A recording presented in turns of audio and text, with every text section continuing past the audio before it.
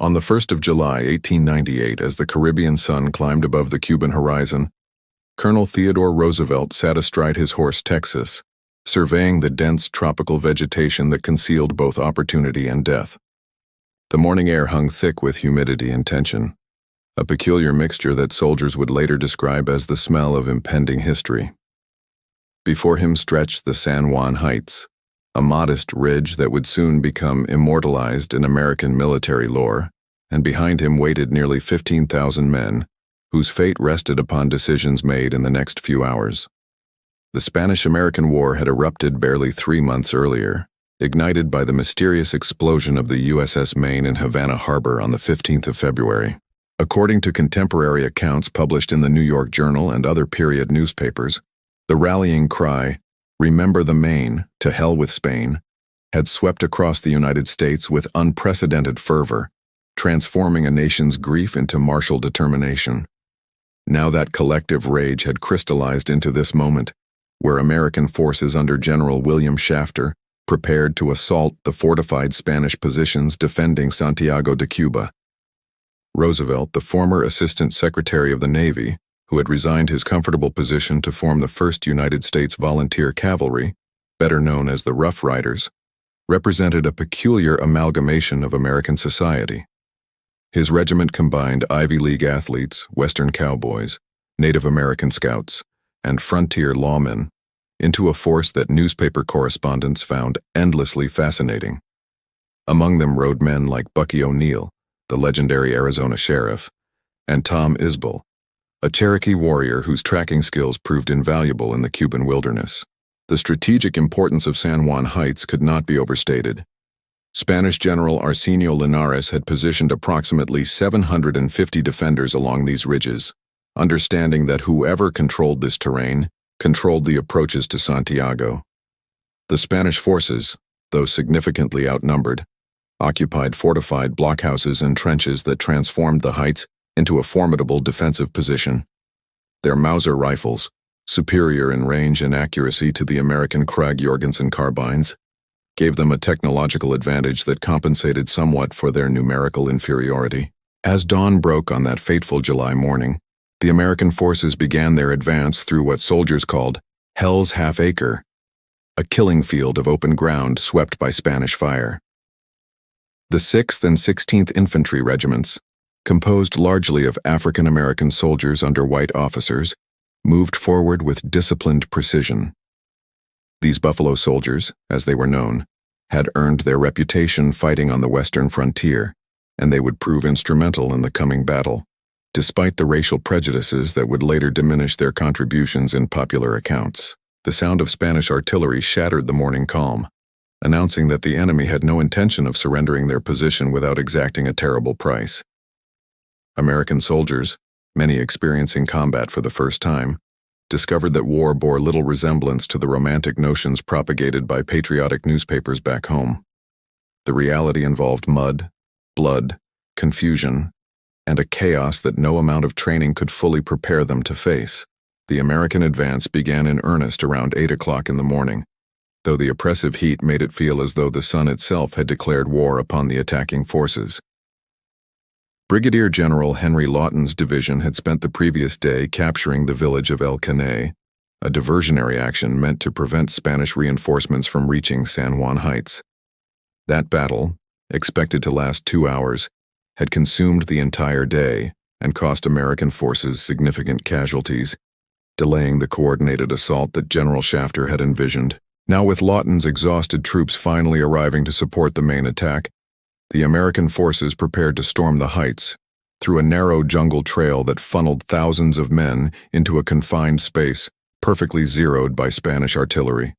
Lieutenant John Miley, serving on Shafter's staff, would later write in his memoirs that the approach resembled feeding troops into a meat grinder, a phrase that captured the terrible mathematics of the attack. Lieutenant John Parker, commanding a Gatling gun detachment, recognized the desperate situation unfolding before his eyes. Without waiting for orders that might never come through the disrupted chain of command, he hauled his weapons forward, positioning them to provide suppressing fire against the Spanish entrenchments. The staccato rhythm of the Gatling guns, firing at a rate of hundreds of rounds per minute, momentarily disrupted the Spanish defensive fire and provided the attacking infantry with precious seconds to advance. The Rough Riders, who had been forced to leave most of their horses in Florida due to transport limitations, advanced on foot alongside the regular army regiments. Roosevelt, conspicuous in his Brooks Brothers uniform and mounted while his men walked, became a magnet for Spanish fire. His personal bravery, which some subordinates privately considered recklessness, inspired the men around him even as it endangered his life repeatedly throughout the day. Captain Bucky O'Neill, walking along the firing line and smoking a cigarette with studied nonchalance, told worried soldiers that no Spanish bullet would find him. Moments later, a Mauser round struck him in the mouth, killing him instantly. His death, witnessed by dozens of men, shattered any remaining illusions about glory protecting the brave. The war had revealed itself as an equal opportunity destroyer, indifferent to courage, character, or charisma. The 10th Cavalry, another regiment of Buffalo soldiers, advanced alongside the Rough Riders through withering fire. Sergeant George Barry, an African-American soldier, would perform an act of extraordinary heroism that day, rescuing the regimental colors after the color-bearer fell wounded. Though his actions deserved the Medal of Honor, the racial attitudes of the era would initially deny him that recognition, a wrong not corrected until decades later, when historians re-examined the battle's documentation. The Spanish defenders, protected by their fortifications and armed with smokeless powder weapons that concealed their positions, inflicted devastating casualties on the advancing Americans. The older black powder ammunition used by many American units created clouds of white smoke that marked each shooter's position, effectively painting targets for Spanish marksmen. This technological disadvantage, combined with the uphill assault across open ground, transformed the advance into a test of raw courage against murderous firepower. By mid-morning, the attack had stalled approximately 600 yards from the Spanish trenches. Men huddled behind whatever cover the terrain offered, pinned down by accurate fire from enemies they could barely see. Officers shouted orders that disappeared into the thunder of artillery and the crack of rifles. Wounded soldiers crawled toward the rear, while their comrades suppressed the instinct to help, knowing that leaving cover meant death. At approximately noon, with his forces pinned down and casualties mounting, the American attack balanced on a knife's edge between breakthrough and disaster. General Shafter, suffering from gout and heat exhaustion, remained at his headquarters several miles behind the fighting, receiving fragmentary reports that painted an incomplete picture of the battle's development. The burden of tactical decision-making had devolved to junior officers and even enlisted men who found themselves leading by example. When formal command structures dissolved under fire, Lieutenant Jules Ord, son of Civil War General Edward Otho Cresap Ord, made a decision that would cost him his life but galvanized the stalled assault. Rising from cover and waving his hat, he shouted for the men around him to follow and charged directly toward the Spanish positions on Kettle Hill, the smaller ridge that formed part of the San Juan Heights complex. His example proved infectious, and soldiers from multiple units began rising and moving forward, transforming individual acts of courage into collective momentum. Roosevelt seized upon this spontaneous movement, spurring his horse Texas forward and riding along the line, urging men to advance. His presence, conspicuous and seemingly immune to the bullets that snapped past him, provided a focal point for the disorganized assault.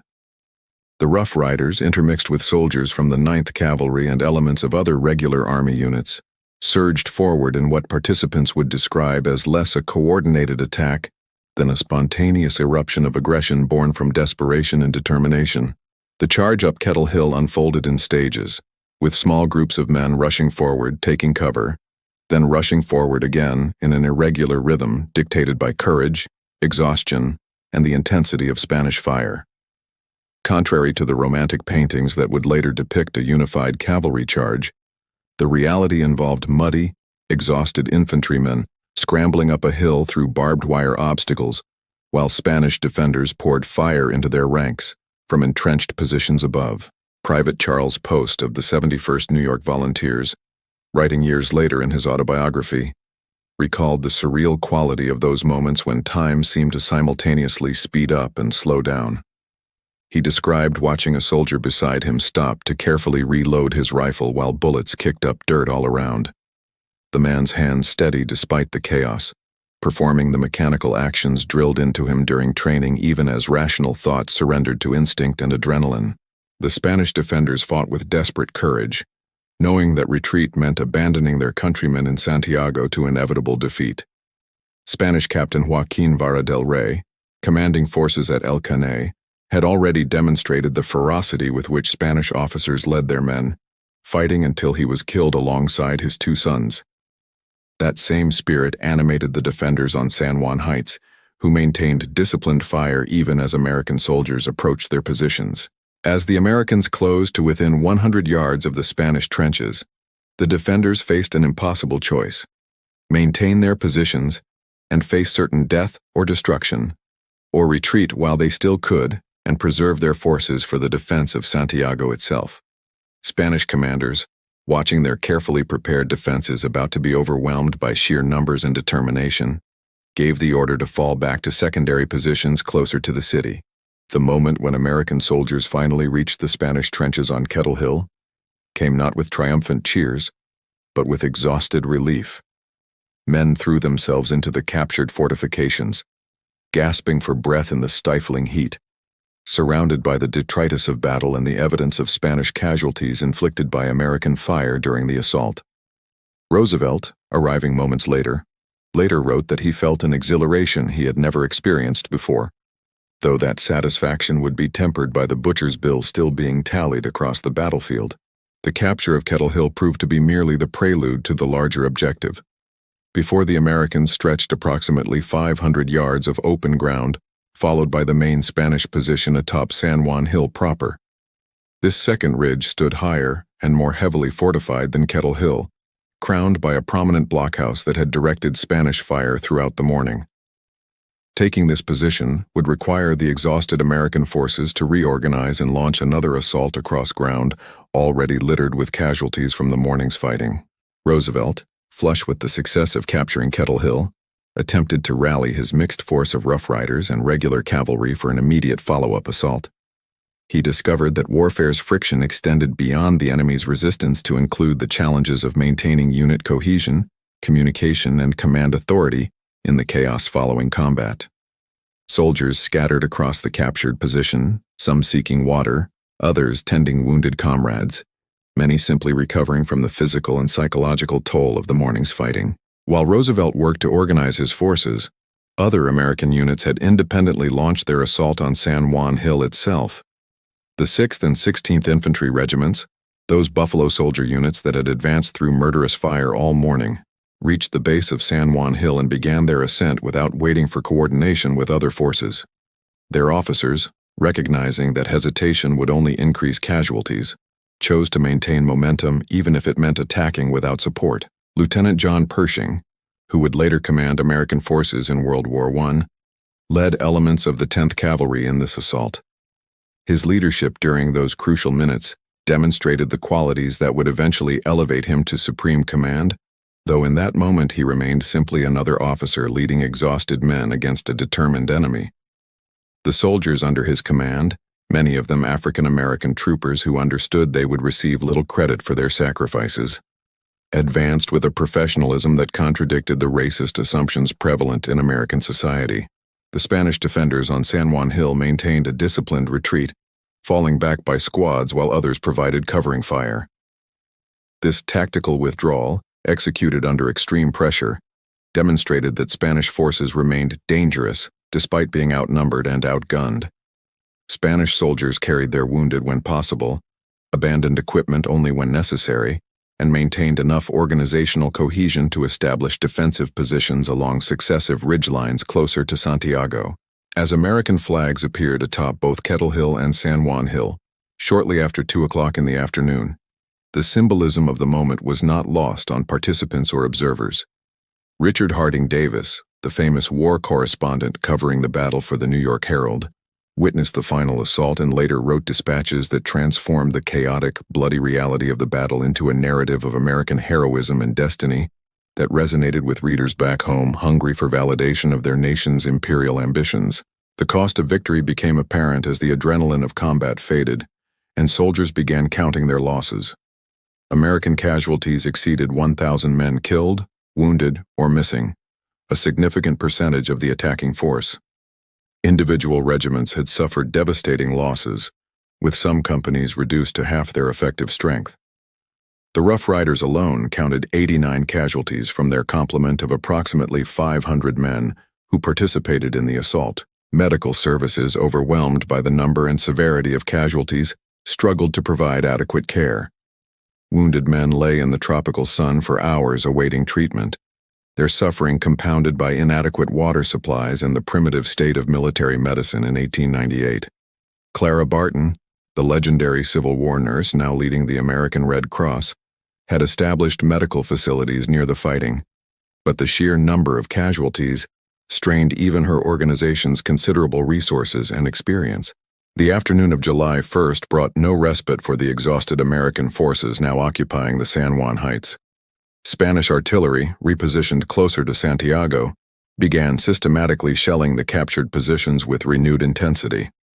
The Americans, who had focused entirely on taking the heights, now discovered they had inherited exposed positions that offered minimal cover against accurate artillery fire. The same elevation that made the heights strategically valuable also made them difficult to defend against counter-battery fire. General Shafter, finally receiving accurate reports of both the success and cost of the assault, faced a commander's nightmare scenario. His forces held the objective, but lacked the strength to immediately exploit their victory by advancing on Santiago. Worse, the Spanish could reinforce their positions overnight, while American troops remained exposed on the heights, with limited water, ammunition, and medical supplies. The possibility of a Spanish counterattack forcing American withdrawal haunted Shafter's decision-making during those critical afternoon hours. Roosevelt, whose personal courage under fire had inspired his men throughout the assault, now demonstrated different leadership qualities by organizing defensive positions and establishing supply lines. He dispatched foraging parties to secure water, organized burial details for the dead, and ensured that wounded soldiers received whatever medical attention the overwhelmed system could provide. The transition from combat leader to administrator proved less glamorous, but equally essential to maintaining his regiment's combat effectiveness. The Spanish command in Santiago, led by General Linares, who had been wounded during the fighting, evaluated their deteriorating situation. The loss of San Juan Heights rendered Santiago's landward defenses untenable, though the city's fortifications and garrison still posed formidable obstacles to direct assault. Spanish officers recognized that time favored the Americans, whose naval blockade prevented reinforcement or resupply, while American strength grew daily as more troops arrived from the United States. As darkness fell on July 1st, both armies settled into an uneasy standoff separated by mere hundreds of yards. Spanish troops, falling back to prepared positions closer to Santiago, maintained their discipline and readiness to defend the city they had held for centuries. American soldiers, occupying trenches recently held by their enemies, discovered personal effects and evidence of the Spanish defenders' humanity that complicated the simple narratives of conquest and glory promoted by newspapers back home. Captain Alan Caprone, whose son had been killed in the Rough Riders' first engagement at Las Guasimas days earlier, walked among his men that evening, ensuring they had ammunition and water. His quiet professionalism, born from years of frontier service with the 7th Cavalry, contrasted sharply with the theatrical heroics that captured newspaper headlines. Such men, whose names history would largely forget, sustained the Army's effectiveness through unglamorous attention to logistics, discipline, and the welfare of enlisted soldiers. The night brought sporadic gunfire as nervous sentries fired at shadows and sounds in the darkness. Wounded soldiers continued arriving at medical stations throughout the night, some having lain in the tropical vegetation since the morning's fighting, overlooked in the confusion of battle. Their testimonies, when they could speak, revealed the assault's true cost in ways that casualty statistics could not capture, speaking of comrades who had fallen beside them, of fear conquered or succumbing to it, of moments when survival seemed impossible yet somehow occurred. General Shafter, weighing his options through the night, composed dispatches to Washington that revealed his doubts about maintaining the captured positions. He suggested the possibility of withdrawing to more defensible terrain, a proposal that alarmed officials in Washington and nearly led to his relief from command. Only the absence of any obvious replacement and the political complications of changing commanders in mid-campaign preserved Shafter's position, though the incident highlighted the fragile nature of command authority in combat. The 2nd of July, 1898 dawned with American forces firmly entrenched on the San Juan Heights, having survived the night without the anticipated Spanish counterattack. The Heights, purchased with American blood the previous day, had transformed from objective to liability. Their strategic value offset by the difficulties of defending and supplying exposed positions under constant Spanish observation and occasional artillery fire. General Shafter's concerns about maintaining these positions reflected legitimate tactical problems that would dominate American military thinking for the next 2 weeks. The Spanish command, having withdrawn to Santiago's inner defensive perimeter, faced strategic decisions complicated by political considerations and dwindling resources. Admiral Pascual Cervera's fleet, trapped in Santiago harbor by American naval forces, represented Spain's last significant naval presence in the Western Hemisphere. Preserving that fleet meant maintaining Santiago, yet the city's fall seemed increasingly inevitable given the correlation of forces and the impossibility of reinforcement through the American blockade. Roosevelt spent the 2nd of July consolidating his regiment's position and writing letters that revealed both his satisfaction with the previous day's performance and his frustration with what he perceived as excessive caution from senior commanders. His correspondence, later published and widely circulated, shaped public perception of the battle while creating tensions with regular Army officers who resented his self-promotion and political connections. The clash between Roosevelt's flamboyant personality and the Army's traditional culture foreshadowed debates about military professionalism that would resurface throughout American history. The Buffalo Soldiers of the 9th and 10th Cavalry, whose contributions to capturing the Heights had been essential, found their role in the victory systematically minimized in newspaper accounts that focused on the Rough Riders and their charismatic commander. This erasure of African American military service reflected broader patterns of racial injustice in American society, patterns that these soldiers confronted daily, even as they demonstrated courage and competence under fire.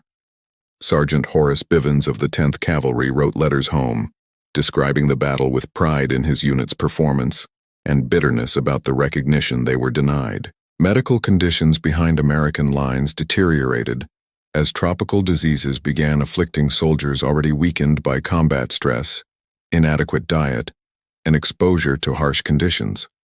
Yellow fever, malaria, and dysentery proved more dangerous than Spanish bullets for many soldiers, with disease casualties soon exceeding combat losses. The primitive state of medical understanding regarding disease transmission meant that preventive measures remained largely ineffective, though Clara Barton's Red Cross volunteers provided what comfort and care their limited resources permitted. Spanish civilians trapped in Santiago faced increasingly desperate circumstances as the siege tightened and food supplies dwindled. American artillery bombardment, though relatively light by later standards, still inflicted casualties on the civilian population and damaged infrastructure. The ethical complications of siege warfare, which punished civilians for their government's decisions, troubled some American officers, though such concerns rarely influenced tactical decisions. War's logic demanded Santiago's surrender, and that logic showed little mercy to those unfortunate enough to live within the city's walls. Admiral William Sampson, commanding American naval forces blockading Santiago Harbor, coordinated with Shafter regarding options for forcing the harbor's surrender. The naval and Army commands maintained an uneasy relationship, each suspicious that the other would claim excessive credit for eventual victory. This inter-service rivalry, though petty given the stakes involved, would influence operational decisions and post-battle narratives in ways that shaped American military culture for generations. By July 3rd, negotiations between American and Spanish forces began addressing practical matters like prisoner exchanges and the treatment of wounded soldiers. These talks, conducted under flags of truce, revealed that both sides recognized certain obligations transcending immediate military advantage. Spanish officers impressed their American counterparts with their professionalism and dignity in defeat, challenging the caricatures promoted by American newspapers that had depicted Spaniards as cruel and incompetent. The morning of July 3, 1898 brought catastrophic developments for Spain's strategic position when Admiral Cervera, under pressure from his superiors in Havana, attempted to break the American naval blockade of Santiago Harbor. This desperate gambit, launched against Cervera's better judgment, would seal Spain's defeat in Cuba and eliminate any possibility of Santiago's defenders receiving reinforcement or supplies by sea. The destruction of Cervera's fleet in the Battle of Santiago de Cuba represented the naval culmination of a land campaign that had been decided 2 days earlier on the heights overlooking the city. American soldiers occupying the San Juan Heights observed the naval battle unfolding in the waters beyond Santiago, watching columns of smoke rise from burning Spanish warships as Admiral Sampson's squadron systematically destroyed Cervera's fleet. The cheers that erupted from American positions when Spanish ships began exploding or running aground echoed across the battlefield, answered by silence from Spanish trenches where soldiers understood that their navy's destruction meant their own eventual surrender. The psychological impact of watching their fleet annihilated exceeded any tactical advantage the naval victory provided to American land forces. General Linares, wounded and recovering in Santiago, received reports of the naval disaster with resignation rather than surprise. Spanish officers had harbored few illusions about their fleet's chances against superior American naval forces, but the finality of the defeat eliminated any lingering hope that the military situation might somehow improve. Spanish forces now faced the prospect of defending a city that could neither be reinforced nor evacuated, fighting a delaying action without strategic purpose beyond honor and duty. The days following the fleet's destruction saw intensified negotiations regarding Santiago's surrender. Spanish military governor General José Toral, who had assumed command after Linares' wounding, sought terms that would preserve his force's honor while acknowledging the military reality of their situation. American commanders, eager to conclude the campaign before tropical diseases destroyed their army's fighting capacity, proved willing to offer generous surrender terms, including repatriation of Spanish forces to Spain rather than imprisonment as prisoners of war. Roosevelt, frustrated by what he perceived as excessive delay in finalizing Santiago's surrender, joined other regimental commanders in drafting a letter to General Shafter expressing concerns about remaining in Cuba as disease ravaged American ranks. This round-robin letter, though diplomatically phrased, essentially demanded that the army be evacuated from Cuba immediately after Santiago's capture. The letter's publication created a minor scandal and embarrassed Shafter, but it accurately reflected conditions in American camps where yellow fever and other diseases had created a medical emergency that threatened to destroy the army more thoroughly than Spanish resistance ever had. On July 17th, after 2 weeks of negotiations, General Toral surrendered Santiago and its garrison of approximately 23,000 Spanish soldiers. The surrender ceremony, conducted with military formality and mutual respect between the opposing commanders, marked the effective end of Spanish colonial rule in Cuba after nearly 4 centuries. Spanish soldiers, having fought with courage and competence despite being outnumbered and isolated, marched out of Santiago with their arms and colors, receiving the honors of war that recognized their dignity in defeat.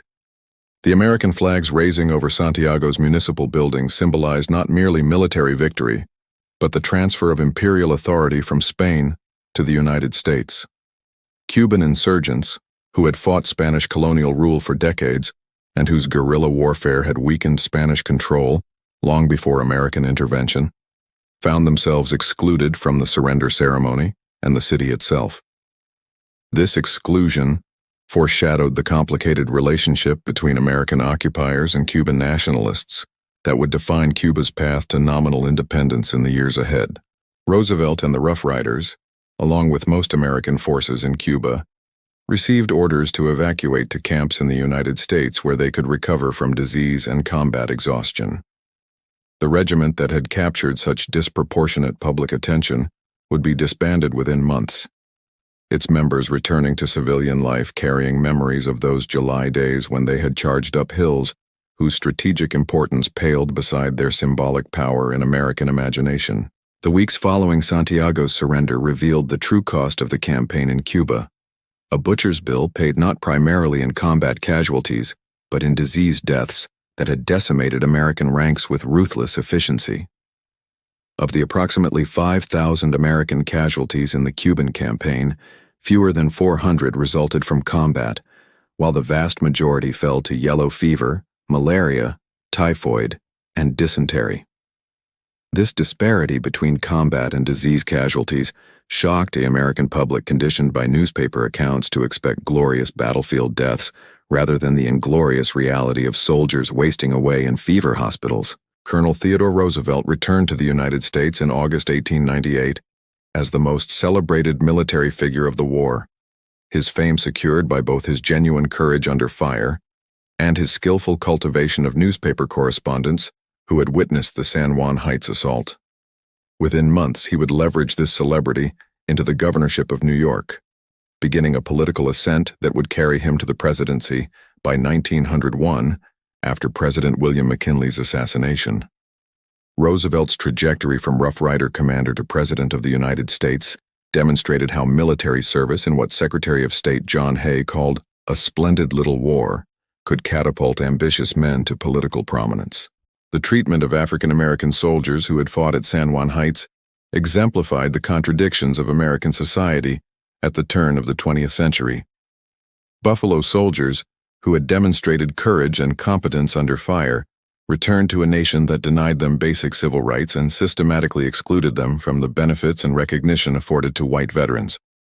The contributions of the 9th and 10th Cavalry, documented in official reports and eyewitness accounts, gradually disappeared from popular memory as white Americans constructed narratives of San Juan Heights that centered Roosevelt and the Rough Riders while marginalizing or erasing black soldiers' essential role. Spain's defeat in the Spanish-American War marked the final collapse of its once vast colonial empire and its definitive exit from the ranks of global powers.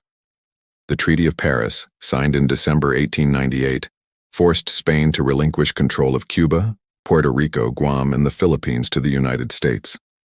Spanish soldiers who had defended Santiago with courage and skill returned home to a nation humiliated by defeat and riven by debates about what had gone wrong. Many Spanish officers, including survivors of the San Juan Heights fighting, believed their government had betrayed them by failing to provide adequate resources and support while expecting them to defend untenable positions against overwhelming force. Cuba achieved nominal independence under terms that granted the United States extraordinary influence over the island's internal affairs and foreign policy. The Platt Amendment, incorporated into Cuba's constitution, gave the United States the right to intervene militarily in Cuban affairs and to establish naval bases on Cuban territory. Cuban nationalists who had fought Spanish colonial rule for decades discovered that exchanging Spanish masters for American ones meant their revolution remained incomplete, a realization that would shape Cuban politics throughout the 20th century. The Battle of San Juan Heights, though tactically modest compared to the great battles of the Civil War, or the conflicts that would devastate Europe 16 years later, carried significance beyond its immediate military results. The battle marked America's emergence as an imperial power willing to project military force beyond its borders in pursuit of strategic and economic objectives. The annexation of territories resulting from the Spanish-American War transformed the United States into a colonial power, with possessions spanning the globe, fundamentally altering America's relationship with the world and internal debates about national identity and purpose. Veterans of San Juan Heights carried their memories of that July day through lives shaped by their wartime service. Some, like Roosevelt, achieved fame and influence amplified by their military records. Others, particularly the Buffalo Soldiers, denied recognition and opportunities because of their race, struggled with the contradiction between their service to a nation that refused to acknowledge their full humanity. Still others, broken by disease or psychological trauma, found that surviving battle guaranteed neither health nor prosperity in civilian life. The journalists who had covered the battle, particularly Richard Harding Davis and Stephen Crane, produced accounts that shaped American understanding of the war for generations. Their writing, combining genuine observation with romanticized interpretation, created a narrative of American heroism and destiny that obscured the battle's complexity and cost, while reinforcing assumptions about American exceptionalism that would influence foreign policy debates throughout the 20th century. The centennial anniversary of the Battle of San Juan Heights in 1998 prompted renewed scholarly attention to the engagement and its broader significance in American history. Historians examining primary sources, including letters, diaries, and official reports previously overlooked or marginalized, reconstructed a more complex and accurate understanding of the battle than the mythologized version that had dominated popular memory. This historical revision particularly emphasized the contributions of African American soldiers whose role had been systematically minimized in earlier accounts. The physical landscape where the battle occurred remained largely unchanged through the 20th century, though Cuba's complex relationship with the United States complicated efforts to preserve the battlefield and commemorate the engagement in ways that acknowledged all participants. Cuban historians emphasized their compatriots' long struggle against Spanish colonialism, while questioning American motivations and the imperial consequences of the Spanish-American War. Spanish historians examining their nation's military archives revealed the courage and professionalism of Spanish defenders, whose performance under impossible circumstances deserved more recognition than defeated armies typically receive. Military analysts studying the battle identified lessons about combined arms operations, the importance of junior leader initiative, and the continuing relevance of morale and unit cohesion in determining combat outcomes. The Battle of San Juan Heights demonstrated that technological advantages, while significant, could not solely determine battlefield success when determined defenders occupied favorable terrain. The assault succeeded ultimately because American junior officers and enlisted soldiers displayed initiative and courage that overcame tactical disadvantages and the friction inherent in combat operations. The Rough Riders themselves dissolved as a unit within months of the war's conclusion, but their symbolic importance in American culture persisted across generations. Roosevelt's carefully cultivated image as the charging Rough Rider commander became inseparable from his political identity, influencing how Americans understood leadership, courage, and national purpose. The regiment's diverse composition, drawing members from across American society, fed narratives about national unity and shared sacrifice that obscured the racial and class divisions that actually characterized American society. Medical advances in understanding tropical disease transmission, particularly regarding yellow fever, came partly in response to the devastating disease casualties in Cuba. Army physician Walter Reed's subsequent research in Cuba, building on Spanish physician Carlos Finley's earlier work, proved that mosquitoes transmitted yellow fever. This discovery, announced in 1900, revolutionized public health approaches and made possible the Panama Canal's construction by enabling effective disease control measures that had eluded earlier efforts. The geographic expansion of American power following the Spanish-American War created lasting strategic commitments and complications. The Philippines, acquired from Spain, required years of brutal counterinsurgency warfare to suppress Filipino independence movements that had expected American support rather than American occupation. Puerto Rico and Guam remained under American control, their populations granted various forms of limited citizenship that reflected the tensions between American democratic ideals and imperial realities. Cuba's nominal independence remained constrained by American economic dominance and political interference until the 1959 revolution fundamentally reordered Cuban-American relations. Veterans of San Juan Heights who survived into the 20th century's middle decades witnessed transformations in warfare that made their 1898 experiences seem almost quaint. The mechanized slaughter of World War I, the strategic bombing campaigns of World War II, and the nuclear weapons that defined the Cold War era dwarfed the San Juan Heights assault in scale and destructive capacity. Yet those veterans, remembering comrades who fell on Cuban hillsides, understood that war's fundamental nature transcended technological change. Combat still demanded courage, created trauma, and extracted costs that survivors bore throughout their lives. The contemporary United States military, examining its institutional history, recognizes the Spanish-American War as a pivotal moment when American armed forces began transforming from frontier constabulary to modern military establishment capable of projecting power globally.